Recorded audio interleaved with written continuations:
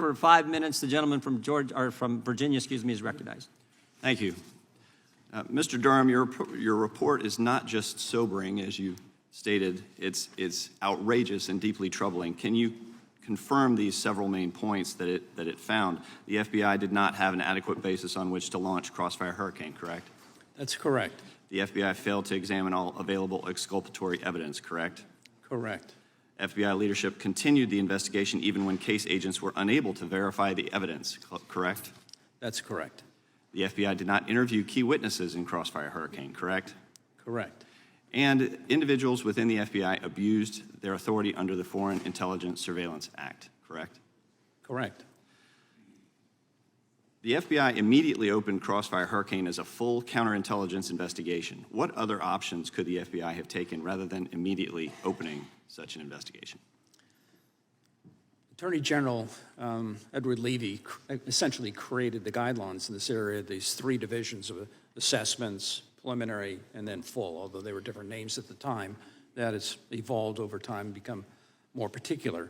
In this instance, the information that they had received from Papadopoulos about a suggestion of a suggestion, and not anything about emails, but just a suggestion of a suggestion, was sufficient and would have required the FBI to take a look at, well, what is this about? You open it as an assessment, and then you would analytically go try to collect intelligence that either supports or refutes or explains that information. That's the whole purpose of it. You assess it, and then you can move to a preliminary investigation, and if the evidence bears it out, then you go to a full investigation where you have all the tools available, including the most intrusive physical surveillance and electronic surveillance of U.S. citizens. Here, they just immediately went to open it as a full investigation without ever having talked to the Australians or gathered other evidence. Right, so investigators relied on misstatements by the confidential human source, ignored exculpatory statements made by Papadopoulos in submitting the FISA application to surveil Carter Page, correct? That's correct. Is it true that an FBI employee fabricated this evidence? Can you expand on that fabrication and the reliance to support that FISA application? In connection with one of the extensions, the final extension or renewal of the FISA on Carter Page, one of the agents who had come on board wanted to be certain that there was information that was their information as to whether or not Carter Page had been a source of information to the CIA, and pressed Kevin Cline Smith in the General Counsel's Office of the FBI on that point. Cline Smith got a hold of people at another government agency, intelligence agency, on the issue, and that person said that yes, in the FBI parlance, Carter Page was the source, and put that in writing. When Cline Smith talked to the agent who was saying, we want to be sure on this, was he or was he not a source, Cline Smith said, no, he said he's not. He said, did we get that in writing? Cline Smith said yes, and they said, well, I want to see it.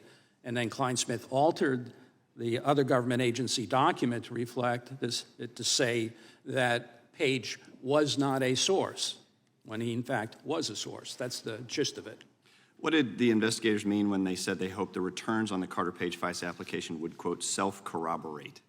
That is another troublesome thing. The agent was, they're saying, well, if we can get on surveillance, electronic surveillance of Page, then we'll find out essentially whether we really do have probable cause or not. I mean, he would self-corroborate in that sense. Are investigators supposed to corroborate information before or after it's included in a FISA application? Yeah, you have to have that before you intrude in the liberties of American citizens.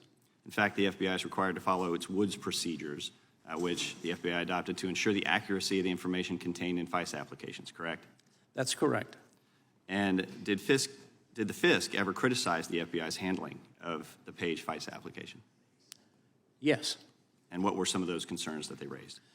Well, ultimately, the FISC issued an order, a memorandum indicating that had the information that was disclosed in the investigation done by Inspector General Horowitz, a very thorough job and a good job and a well-written report.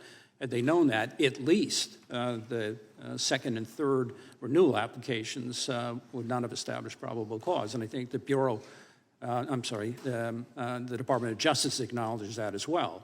If the FISC had all of the information that I think is included in this report, I think it's highly doubtful that there would have ever been an application submitted, and if it was submitted, that the FISC would have ever granted that order.